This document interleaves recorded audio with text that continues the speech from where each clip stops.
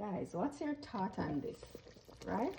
So I've made some carrot and pumpkin dumpling, cook it down in some coconut milk. So I season the milk with my pak flavor soup mix, some sweet potato in it, scallion, thyme, pimento, all the goodness, but I haven't tried it yet.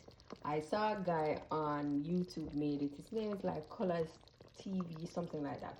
And I said, this is something that I think I would try. So, what's your thought on this? I haven't tasted it yet, but only thing is I also have some saltfish that I boil.